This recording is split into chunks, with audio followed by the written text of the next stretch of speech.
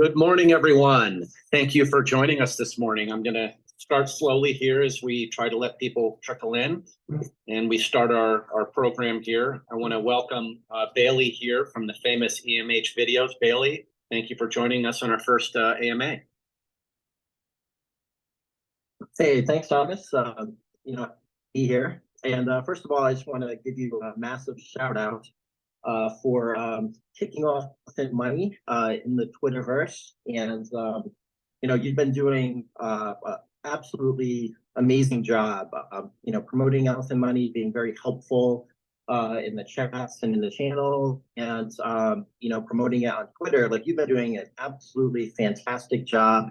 And, one of the things that you can always kind of, you look to in a project is like the community and, what type of people are involved in the project and are passionate about it, promoting it. And Elephant Money just has like huge value with like how many awesome quality people and helpful people there are. And you're one of the best, my friend. So I'm very happy to be here today. I am humbled. Thank you very much. That's very nice of you. So what I thought we'd do, and you're right about the community. There is no other community that I've seen like this. And part of the inspiration of starting this was to start talking to people like you and other key people in the community to dive down deep into Elephant, because it can be a little intimidating. And I really wanted to start blowing out kind of the Twitter version of this. I do believe Twitter is going through a lot of change, and Elon Musk is going to evolve it into a platform that I think will be even greater in the coming year or so. And I wanted to kind of be a part of that and see how that evolves and bring Elephant into that. So we'll get into Bailey in a second. I thought I'd start with a little background on myself. I am an ex-IT professional in my early 20s. I started building computers. I quit college to build computers and build small little databases for companies. Back then, you couldn't go to a Best Buy and buy a computer. So I would go to the trade shows and buy all the components and put it together and sell it to people in town. And I was just so turned on by the change and what, back then, I'm really dating myself. That's when hard drives first came along. Yes, there used to be 2 floppy drives that people did computers with. And I just felt like there was a transformation happening in that space. And of course, it's never stopped. I did end up getting into corporate America and worked for a lot of internet startups. I was working for a company that was one of the first to digitize voice over the internet, and worked for a number of different companies for a number of years, and really enjoyed it. And really what turned me on about it was the transformational and disruptive nature of the internet. And that's really what changed my life. I really focused on working for companies that did that. And it's sort of been a theme through my entire life. So at some point in my late 30s, I decided to get out of IT and go into something else I was very excited about, which was winemaking. So I taught myself how to make wine, and I started a fractional winemaking business in New Jersey. And at the time, no one was really doing that. Today, they're all over the house, all over the place. They're called custom crush pads. But we were selling, partial barrels at the time, and I thought that was pretty exciting to kind of disrupt the wine industry. I continued. I now live in the Midwest in Wisconsin. I moved my wife back home to where she grew up, and I'm part owner of a company out here with 2 restaurants and a winery, and we're out here in the Midwest really enjoying things. But crypto really kind of captured that transformational kind of disruptive nature that I've always been attracted to. So I started playing around with all the things that everybody usually starts off with, which is holding coins and trying to hit that moon coin and the cute dog coins and all that stuff. But everything changed for me when I found DeFi, because to me that was the disruptor. That was the game changer in terms of what was going to happen. Just really to traditional banking and to everyone. It really is like the beginning days of the internet. We all know that DeFi is going to change the world. We just don't know how yet. And that's how it was back when the internet was starting. We all knew that the internet was going to be a powerful force and it was going to do things, but we didn't quite know what it was going to do. So that's really what kind of sucked me in. Was the DeFi, the banking, the passive income streams, That to me is what turns me on. And of course, I'll kind of get into how I found elephant a little bit later, but I really want to ask Bailey, what was your journey? I know you're a math teacher. Would like to hear a little bit about your background and kind of your journey as you found yourself in coming into DeFi. Yeah, sure. So I've been a math teacher, public math teacher, for about 20 years. And so like COVID really made, the education field like very, very challenging. And I just started to feel like I've been doing something for 20 plus years. And I started to get just a little tired of it. And I started thinking about retirement more and, taking the financial responsibility, because I was like a 40-year-old kid, hanging out with middle schoolers and whatnot.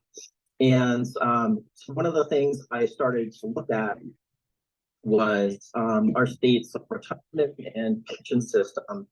And it had gone through a lot of different changes just to try to make up for kind of like the mismanagement of the government and everything. And it turned out that when I was looking at it, I would have to teach for another 20 years. So like 40 years in the teaching field in order to kind of get the most benefit out of the system and everything. And I was like, there's no way, I'm going to last another 20 years. And I don't want to be kind of like this crotchety old, like burnt up, and so I was kind of getting a little itchy, the whole like, I don't know if I can do this.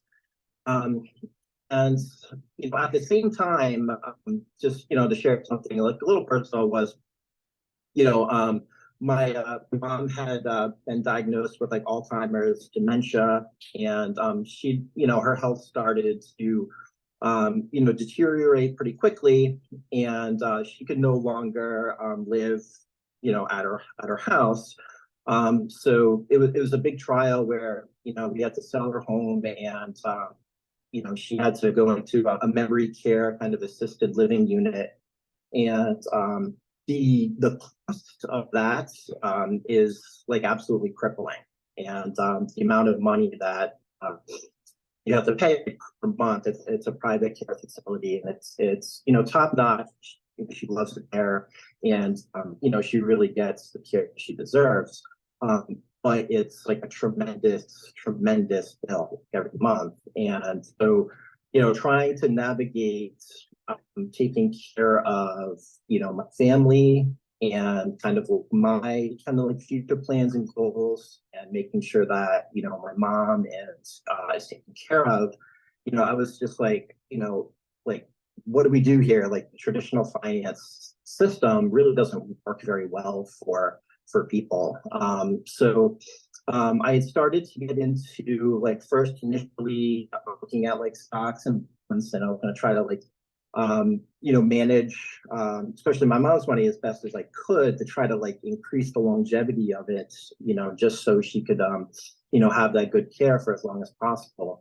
But it just seems like you could work like super super hard and scratch out maybe like 10% per year if you're lucky, and like some kind of like index fund or whatever.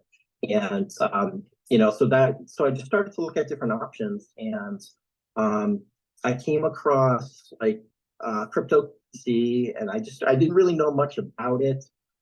So I started to learn a little more and a little more, and I became a little more comfortable with the idea of it. And then at the same time, I noticed there was crypto kind of creeping in a little bit more into the mainstream kind of YouTube channels that I was checking out.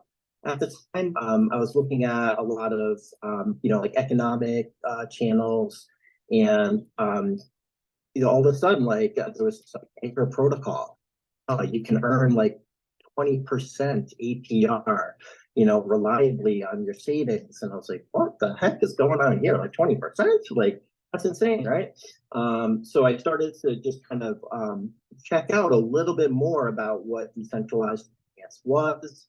And I just, started really doing the whole University of YouTube thing, checking out quality, really top-notch sources to kind of gain more exposure. And so I studied like DeFi and crypto for like a few months, and then I decided, what, like this is a system that if you're smart and you find the right things, is definitely going to help out much more than our traditional financial system. So that's where I started to kind of get into it a little more, and to learn about it a little more. Was really kind of like seeing the shortcomings of our financial systems, and trying to come up with a solution that would kind of help my family like long term. So that's where I started getting more into it. Yeah, so a lot of the forces that we're all feeling today kind of came together for you. It sounds like you're looking at your retirement. You had some health issues in your family, and today with AI taking jobs, with the inflation happening the way it is, the devaluing of the dollar, all of these things are sort of converging into this moment where I really do believe that what we found with Elephant and decentralized finances is a way to augment and to take control of our futures. So how did you land on Elephant?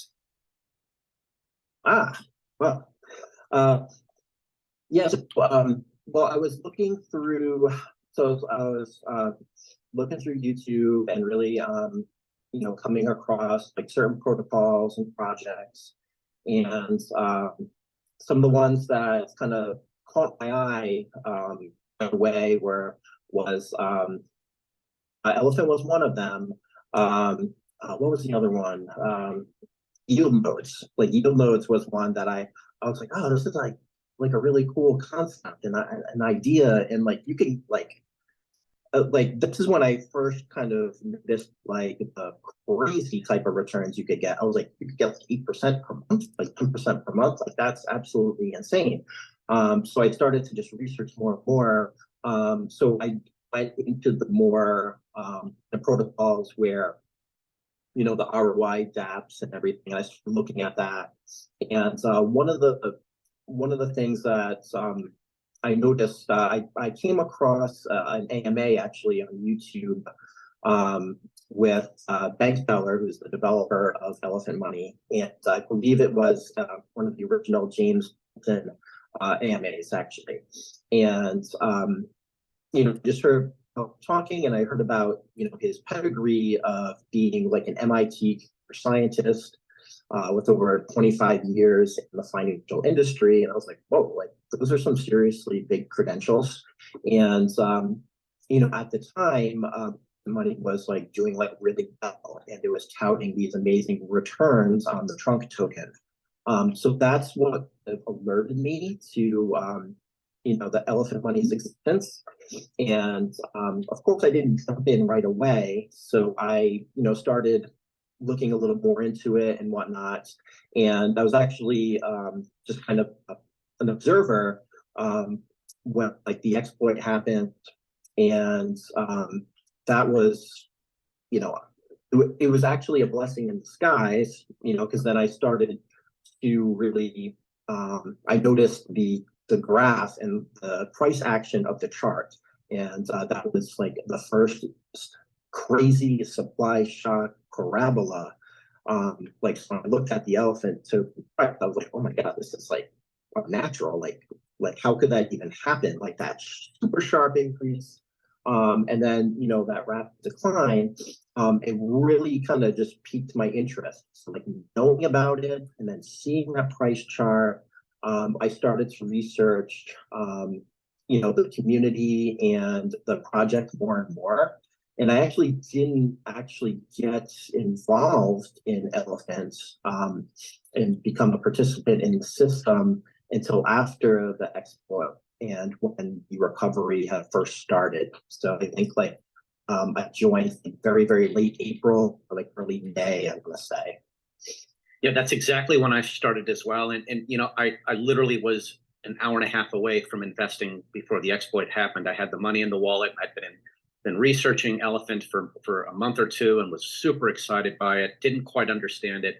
But what really turned the corner for me was after the exploit, seeing bank teller's response and his blog that he was doing on Medium regarding the response to it and seeing the community response, that is what really kind of hooked me. Was just seeing the openness, the way that, and if you look at really what has happened since then, even all the time that has passed now, a year now, what BT has done is unheard of in this space, the response to something like that. The fact that this token, despite black swan events like FTX, despite an exploit, despite one of the worst bear markets we've had, look at what this token has done. It just proves it out. And look at the features that have been rolled out in a year. It's truly amazing to me. But that is really what hooked me, was the response in the community. So same as you, I think. So, SK Crypto's videos were the ones that kind of, got me excited about something called a supply shock. But it was when your videos came out, Bill, that's when I started, jumping into my retirement accounts and pouring money. It was the moment I think that the community and Elephant needed when you jumped in. And the reason why is because it gave math, and it gave a specific, if there was something specific about the tokenomics that had math behind it and data behind it, that really, for me, was the game changer. And it was your involvement in your videos. I think it was math videos 3 and 4 that literally I couldn't stop watching. And the first thing I realized was, wow, I'm really bad at math when I watched your videos.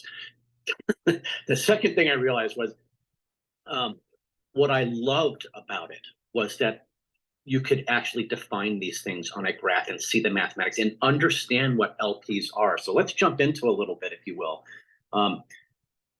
What does locked liquidity mean to you? Why don't we start at what these, the point of this whole Twitter space is to really kind of break down each part of the system. So let's break down the tokenomics, the liquidity pools, and what makes the supply shock happen and what it is.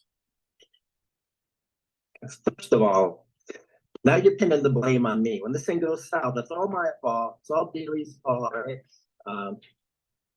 But yeah, no, yeah, like, oh gosh, yeah. So when I started my channel, I was just trying to help promote the project, and I didn't know any of this DeFi, like math, like either.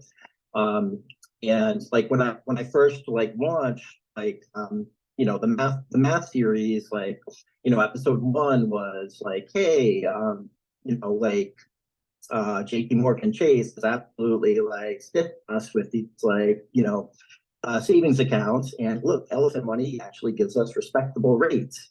And then the second one, I was like, hey, S&P, it's a no-brainer. It's going to destroy your credit card debts that saddle all of us. So trying to give it application. And that's kind of where I was coming from.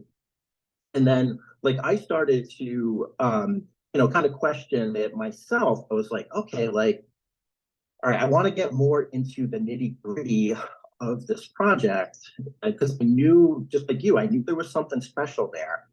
And the parabola, that doesn't just happen by accident. I didn't think it could anyway. And so I knew there was something here. The tokenomics were pretty complex. There was tons of different moving pieces to it and everything.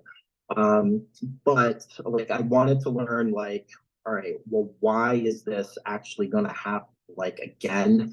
And for myself first, because I started, I looked up AMAs and liquidity pools online to try to get an understanding of them and how it worked and everything. And the only stuff that was really available was crazy complex math. It was designed more for liquidity providers and how to measure permanent losses and things like that. It was a lot of differential calculus and stuff, and I was in a way the masses are going to be able to wrap their head around this. It's very difficult. So I started playing around with just the constant product formula, which is we'll talk about a lot, which is actually one of the big mathematical formulas that governs how the tokens are managed in the liquidity pools. And I was like, all right, let me try to stick to my wheelhouse, which is just like planing it at a level that, middle schoolers and high schoolers could comprehend, and try to stick to like the basic algebra of it and kind of go like the unique ingenuity that's like going on. And like I didn't know how special it was either until like, I started really digging in and preparing for those like that lesson like 3 and 4. And then I was like, oh my gosh, like this is insane, because like this parabola isn't just like hopium. It wasn't just faux. Like it was intentionally designed. Because you see parabolic price appreciation a lot in crypto. With like pump and dumps, or something with very low liquidity, like there's a lot of hype, and then whale sell, and it will crash on you. So like the nature of liquidity pools is this parabolic price appreciation, but the way the elephant ecosystem manages the formula, it's the only one where it's designed to sustain and to really benefit the system itself. It's all around that. So the way I saw that, I was like, I have to just show the community, because a lot of people, they'll see parabolas sometimes, and it's not hopium. But I knew the bear market was going to be tough, and I knew that it was going to take a little while, and people had to have kind of like patience and understanding. And like the big key to it was showing that this was science, this was mathematics, that this was financial engineering that happened, and it wasn't just kind of like a fluke, and it's inevitable. And so that was when the way you presented it, Bailey, was perfect, because understanding the constant product formula is the absolute key to understanding why this is so special. And that's what your videos did. It really broke down the wall of how liquidity pools work, what the constant product formula was, and how this system was almost designed as a I don't want to say a cheat to the constant product formula, but it was a manipulation of the way things work to moon the coin. That was, I think, the brilliance in what you were able to do, and that nobody had done before, was breaking that down for the average person. Yeah, and it's really hard too, because you really have to be invested and listening to me rant for 40 minutes. So I'm trying to get more concise, as I go. But like this is really the only protocol that aims to do this, and the way it does it is with Bertha and the Elephant Treasury, and how she's acting as an actual participant, an investor in the Elephant token.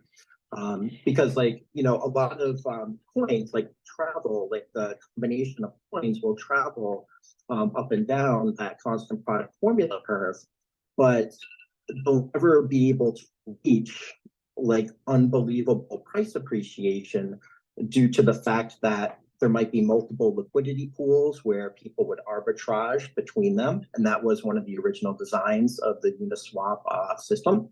But the primary reason is we have human participants, and so like if a token started to moon, get out before other people don't, right? And the way this system works is Bertha, who is the Elephant Treasury, is that smart contract that does not have human emotions, and is managing this system, and is going to keep pumping that price and collecting those tokens no matter what. And that's what really is the magic here, and what allows for the price appreciation to reach we might see this in the future, just kind of unparalleled levels, because we're able to travel so far down that curve.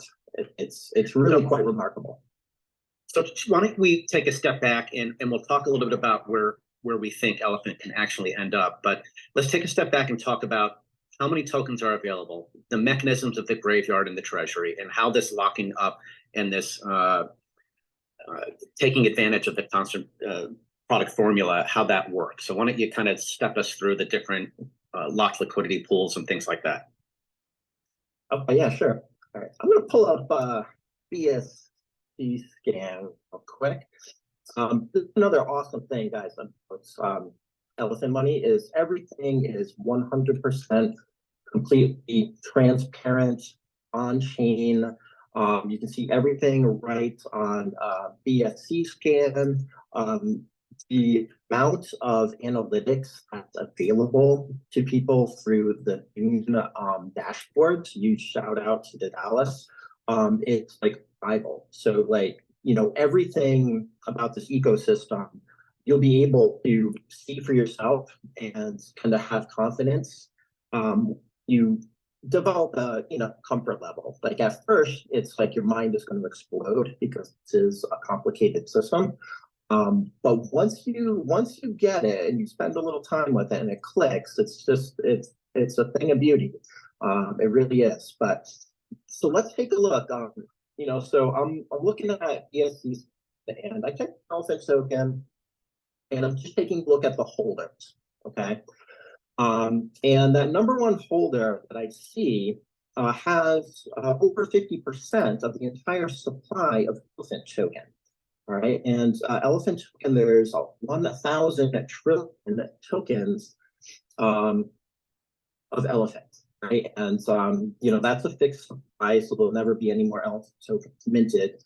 And so 50.48% of the supply is in this one address right here. And that address is called the Elephant Graveyard. And how the Elephant Graveyard acts, you might be familiar with burn addresses. That's a very common mechanic in a lot of these systems. And the burn address will do is tokens will be sent there, and then those tokens are destroyed or taken out of circulation. And the whole intent there is to make sure that the token stays deflationary and those tokens don't go back on the market and decrease the price. So it's designed to help maintain the price of the token. Now, what is like so cool about this system is there is no burning, all right, in Elephant Money, all right? Sorry, splits. But what you're going to see is Elephant Graveyard, all right? So it has naturally about 50% of the supply, and it acts as like a token holder. And what you're going to see is as transactions occur with the Elephant token, there's actually a tax on that Elephant token. And a portion of that tax goes to reflections. And reflections, it's basically kind of like a dividend. That percentage of the tax gets split proportionally to all the existing Elephant token holders. And it just turns out that this graveyard is the largest holder. And so this graveyard is going to start collecting some of these tokens naturally. Now, what a typical protocol would do is they burn those tokens and move on, okay? And the ingenious nature of what Elephant Money does is it saves those tokens and it's going to use them for the system's benefit. And here's how it does it. Once that elephant graveyard hits 51% of the supply, so it collects through reflections 10 trillion tokens. It then does something called a rebalance. And it actually takes those 10 million tokens and it sells half of those tokens for BNB. So it sells 5 trillion tokens, all right, into the liquidity pool. Now, this is a momentary drop in the price where if you were smart, like a piranha, you would go and eat the dip, but so it will sell 5 trillion tokens, and then it will take those 5 trillion BNB or the BNB for those 5 trillion tokens, and it will pair it with the other 5 trillion tokens. and then it would add them as liquidity into that LP. So basically, this acts as kind of like this large magnet where it's just kind of absorbing and sucking up some of these reflections through just volume. So every kind of transaction, it's building up and building up, and then it releases it and it adds huge locked liquidity to those liquidity pools. All right. So is it So adding it to the BNB pool and the BUSD pool, or is it just doing the BNB? I believe this one goes right to the BNB pool. And it doesn't settle the 5 trillion tokens like in one transaction. It breaks it up, and it sells. I think it sells something like 250 billion at a time. But yeah, that's how it works. And the idea is we're constantly building depth in our liquidity pool, and that what does it do? All right, when your liquidity pool is deeper, you have just more price stability.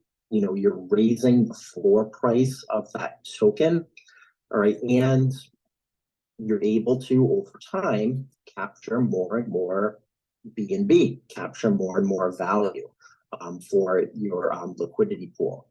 And the unique thing about Elephant Token is both of these liquidity pools, the BNB and the BUSD liquidity pools, they are locked, which means the tokens cannot be removed.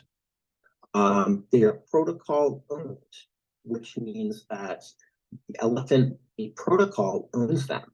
So there are other projects where you can provide liquidity, right? But what could happen is, the liquidity provider could cash out and take that liquidity away, and then affect and make the price more volatile again. You can't do that. Is it uncommon to have locked liquidity like this in DeFi? Well, according to one of my masters of education, Mike Dre, this is like the secret sauce that makes this like so sustainable and like scalable is this whole technique. And it really comes, I think, from the fact that bank teller has like 25 years in the industry, and he worked on sustainable ecosystems for the Fidelity Investments when he was chief technical officer there. He's seeing how all pieces of the math and how the liquidity pools and how the structure of DeFi works. And he's kind of interwoven it into this perfect kind of symphony where it can scale and maintain and grow value over time. So that's one of the techniques it employs, and that's called the graveyard there. So that's that number one address. So 50% is locked up no matter what. No one's dumping on you. Liquidity is owned, protocol owned, and no one can dump on you. So 50% of it right there is captured. Yeah. So 50%, and then once it goes to 51%, that 1% is then sold back and then put back into locked liquidity in one of the liquidity pools. All right, the number 2 address. Okay, so if I'm looking at Elephant Money, this is a smart contract, and it goes by the Elephant Treasury, aka Bertha. Right, and Bertha is the friendly whale, our so-called, I call her the CEO. So she's the smart contract that is accumulating the Elephant tokens. And right now, she currently has 68% of the supply, or she's 126.8 trillion tokens. And this has been kind of the whole goal of our recovery in the Elephant Money system. So Bertha is, she's the treasury. She is kind of the the crown jewel. This is like the real innovation where she acts as that large player. So she's accumulating these tokens and she doesn't care about the price of these tokens. She's not looking for profit. She's looking to accumulate as much as she can. And then what she's designed to do is to make sure that all of the liabilities and any like yield that participants will be earning from the system is taken care of and covered. She's basically how the decentralized bank, which is Elephant Money, how that decentralized bank actually makes its money and makes its kind of its profit, and so on. So, because you know, like it can be a little confusing because it's like, all right, like where is like you know, where's the yield coming from? Like I don't see like trading fees or I don't see trading bots or like where's the income coming from? And what's happening is as participants um, interact with the system and they say deposit BUSD for some of our products, that BUSD is taken and Bertha is then buying elephant tokens. So she's investing in elephant token, holding it, and she's going to be getting this massive price appreciation from all of these tokens that are essentially going to be locked up. And we're eventually going to be able to climb higher and higher and higher in that like formula, that price curve, because she's not greedy, you know, she's taking care of the best interests of the customer, and she's not dumping those back into the market like, you know, a human who's like wants to take profit. You know? So right now, Bertha is growing really nicely. And one of the keys to kind of getting her back on track was released in January for us, and that was the futures contract.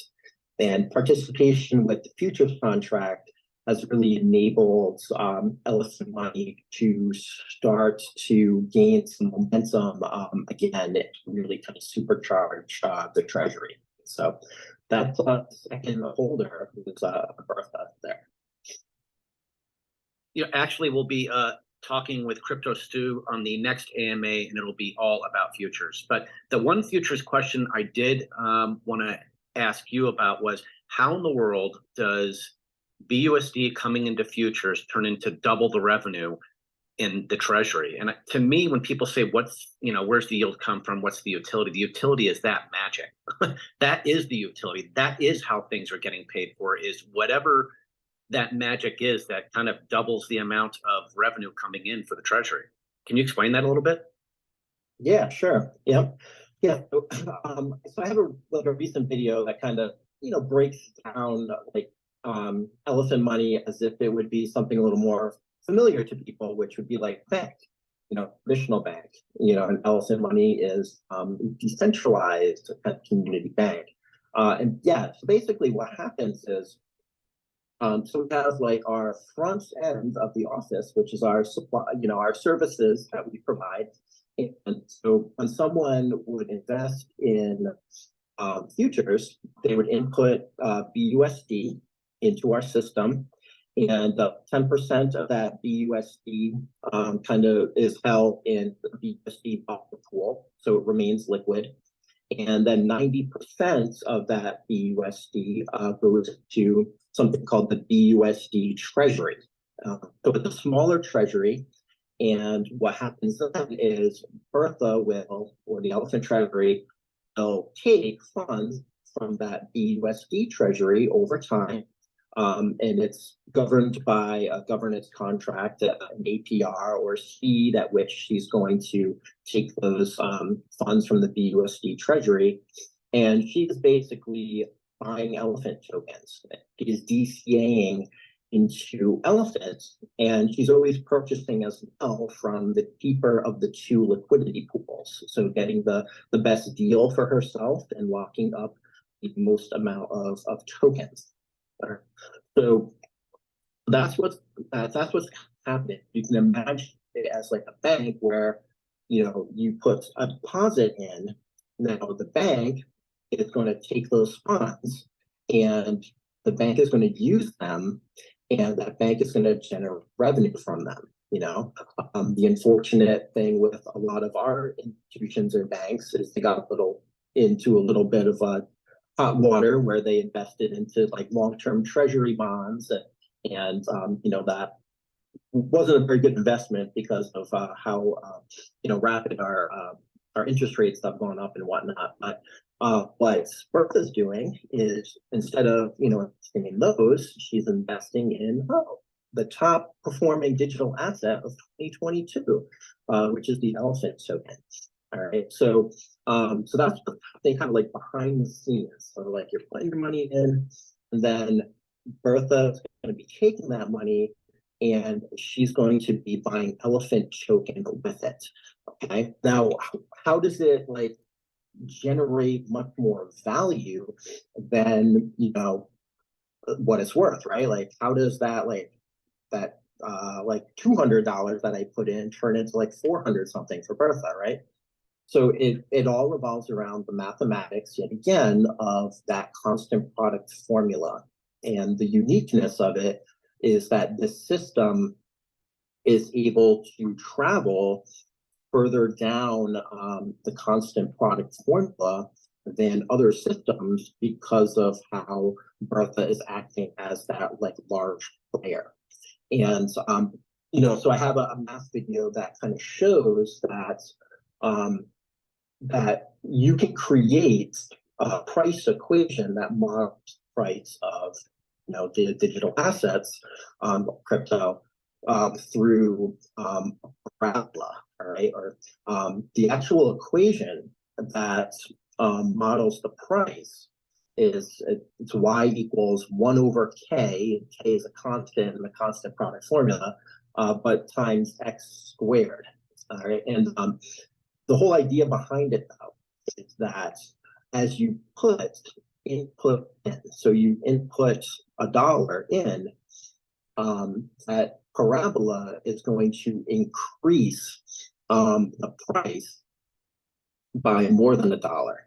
And then when you put the next dollar in, the rate of change or the output increase even more. So it has to do a little bit with calculus.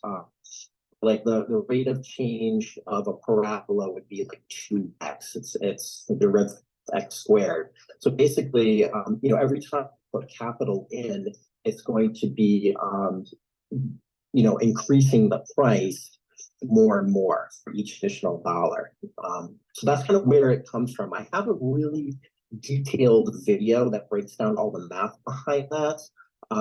Where it's called cracking the code, the search for like the ultimate cryptocurrency or something, or show like how that math plays out with like cake token, and then I talk about the elephant token from it. Basically, all it is as more and more input, more and more capital goes in, price goes up more, the rate of change increases more and more rapidly. So the increase in tokens and increase in price is what allows that doubling effect to happen. I would see Mike Trey, you mentioned him earlier. I consider him the Jedi Knight of the elephant money ecosystem.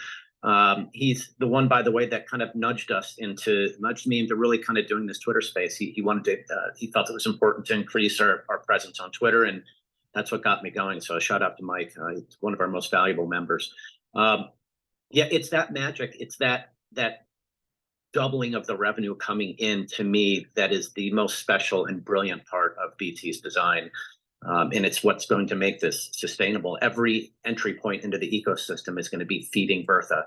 And that doubling effect will continue to happen. So let's just circle back on the LPs and kind of finish that discussion and the setup of them.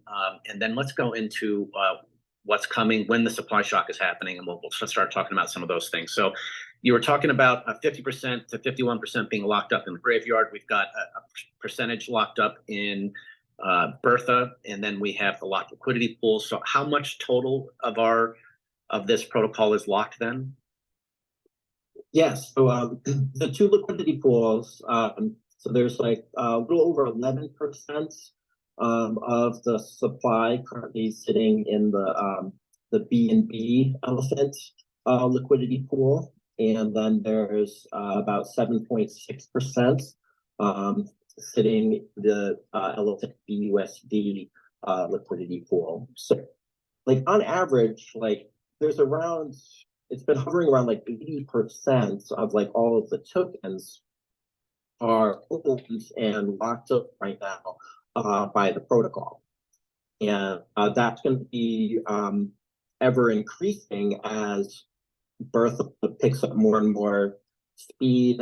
So you have to kind of like act quickly if you want to snag some of these tokens.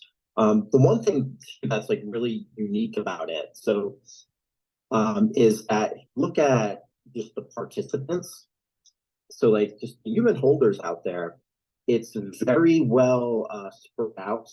And the largest whale in the entire system has less than 1% of the total supply. It's 0.8%. I think it's Money Man, who's like a super nice guy. So like even then, like the largest whale decides to just sell all at once, it would be like a pebble in like an ocean, as far as price destruction and everything like that. So it's really quite remarkable. If you also look, there's a really cool site that Elephant partnered with a long time ago. It didn't get a lot of prep. That's called like Bull Maps, and it's kind of like a unique visual way to show how interconnected wallets are that participate in a protocol. And you can actually see like a visual of there is almost like complete decentralization amongst even all of like the wallet holders and everything. So there's not like, this one person that's controlling 6 or 7 huge wallets. Like everything is very much equitable and spread out amongst the community and the participants. So it's very nice that way. Yeah, so you really can't get dumped on in this project, and I think that really is the key. And there's just going to be less and less supply. So I think if you overall and tie a ribbon on it, the bottom line is a lot of this liquidity is locked. No one can dump on you, and there is less and less supply as it gets locked up into Bertha. So let's talk a little bit about the supply shock. Been hearing about that. I can, from the SK videos all the way back last year to about the supply shock, which is what kind of got me looking at Elephant. Let's talk about it. How far away are we from it? In my mind, the 10x that happens is the key, right? Because once the 10x happens, the whole system comes back to health. And then that health, when it comes back, the money that will be coming into futures and Stampede at that point will all be feeding Bertha. And I think that will actually kick us off into the next supply shock. So to me, the 10% supply shock is what everyone's waiting on. Where are we at with that? How close are we? How many trillions of tokens do we have in the treasury today? All right. Yeah. So right now, Bertha's at 12.68% of the supply, or 126.8 trillion tokens. So last night I was just kind of playing around with a little more, and one of the things I noticed was to get us back to our all-time high, where we were around about a little more than like 50 cents per million ELF token. To get us back to that all-time high, we would have to actually remove 50% of the elephant tokens that are in the LPs right now. And so for the BNB LP, we would have to remove about 55 trillion tokens. And from the USD LP, we have to remove about 38 trillion tokens. Right? How much money is that, right? Like, how much do people actually have to put in? So it is a fair bit of capital. All right. So if we do that, that's going to actually be, we're going to be looking at around like a 4 X in price. Like if right now for 13 cents, and if we can go up to about like 50, around 50, 52, 54 cents per million, that 4x mark to me is looking pretty good. That's gonna put us kind of especially if you noticed there's like this little pattern with the parabolas or the perfect squares, where that first is like that's not just four. If you watch my kind of pick up on it, and then it really starts to pick up from there. So get to like back to like that all-time high, right? We're looking at about $25 million in additional capital having to go into the liquidity pools. So But right we now, will need a bit, there will be a bit of FOMO that's required to get to the supply shock. And it's not going to just be the futures deposits and Bertha accumulating through futures deposits. There is a bit of FOMO that needs to take place in order to get to that supply shock, right? yeah, so you would need so to get to that all-time high again. Yes, so we would need, if we have right now about 15 million worth of BNB, we would need to get to about 30 million. So another 15 million in there, and then another 10 million in the BUSD pool. So $25 million is a lot, but it was a lot in the market, right? We've seen inklings that BTC is kind of like coming to life a little bit. Market sentiment could be turning around. And just remember that last March, in the initial supply shock, we were averaging like the volume was over 1 million per day. So depending on if market sentiment in crypto as a whole picks up, it could be very soon, or it could be like a longer, more methodical process, depending on, like you said, like that FOMO. But futures, like as more people like understand like what futures is all about, like that, and that in itself is going to be a great driver. Like that definitely is going to help. But it's going to take more than just kind of like our core community. There's going to need to be like Twitter space on fire, and maybe there's some like juicy alpha that he is talking about that could help as well with us. But yeah, it's a little bit, I think, of a ways away if our current volume like stays as is. So I see in the boards, and I wanted to ask you this question. And we're going to take questions, by the way. So just raise your hand if you want to ask a question. But I saw that you sold some of your elephant holdings and aped into futures with that. Can you describe a little bit of why you did that? Because it was kind of a surprise to me when I saw you had done that. Now, you have a nice bag of elephants, so I think that plays into it. But can you talk about your thinking on that and whether you recommend others to do so? Yeah, sure. Well, so pretty much like I am not very well diversified. Let's just put it that way. Once I saw the magic of the target, that the vast my investment was an elephant token, and basically like I have a little bit. I had a little bit in futures when I first launched. I was start building that, and I have a little bit of in trumpet, but the basically like kind of like the need arrived, kind of arose for me personally to start being able to take some money out of crypto to start paying some bills. And basically it came down to I held out for as long as we could, but the basically the expense of like like the member, it's to the point now where I have to actually start on some. So I was looking at, all right, like what could help me create like a passive income stream that would allow me to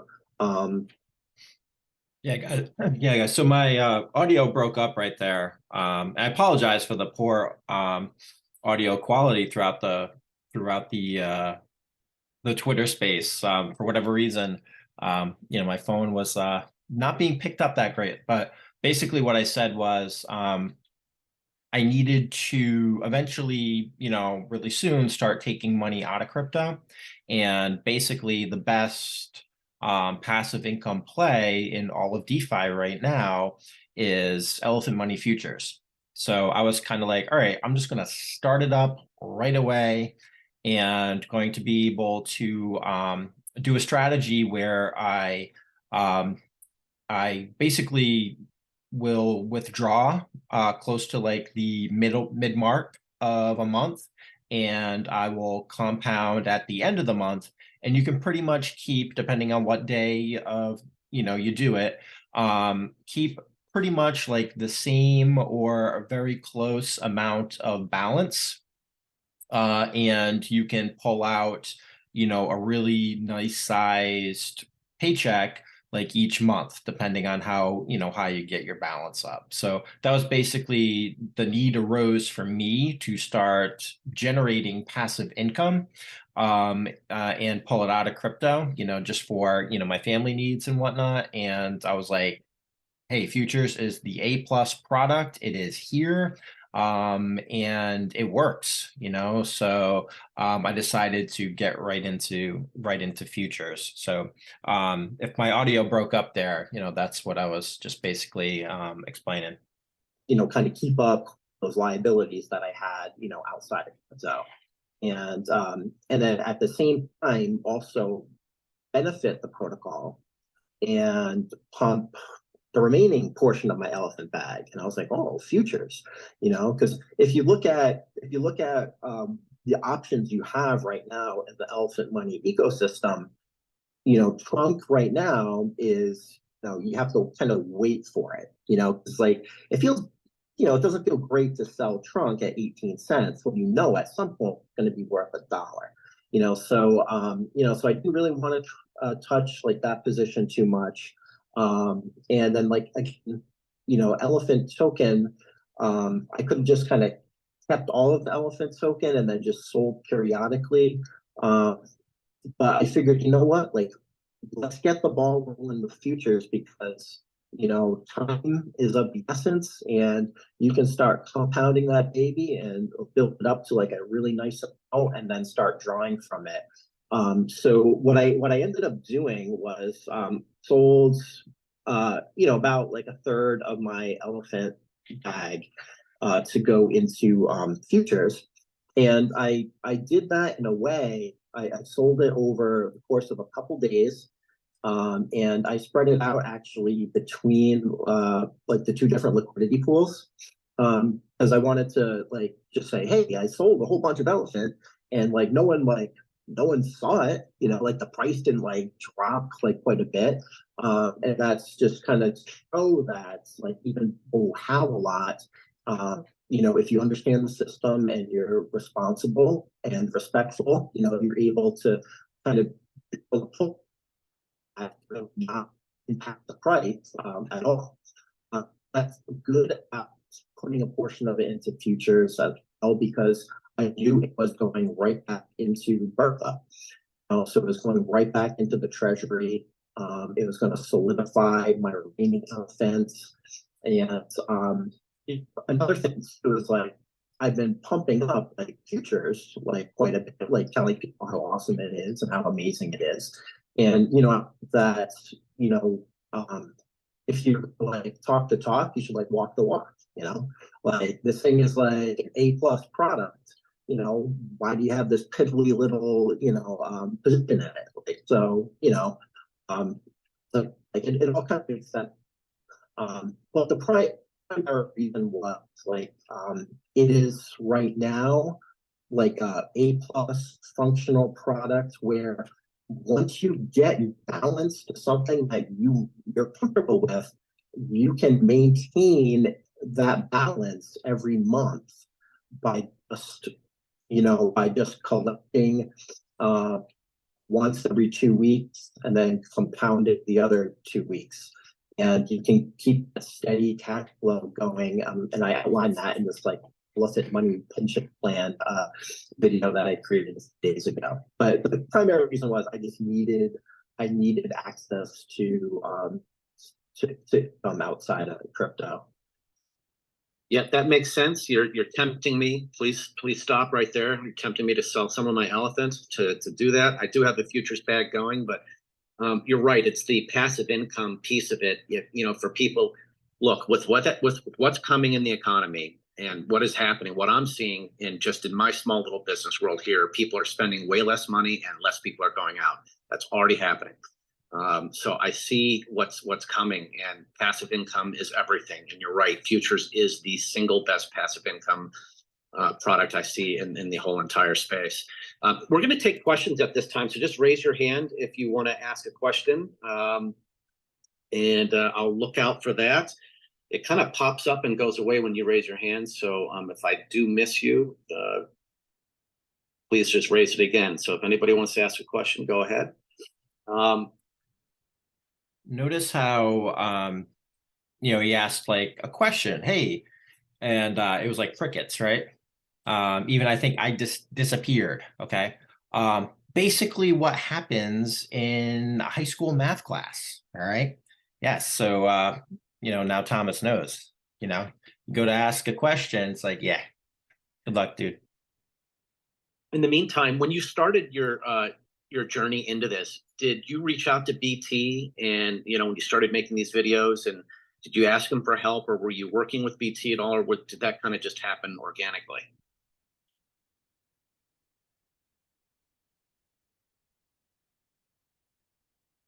Did we lose Bailey?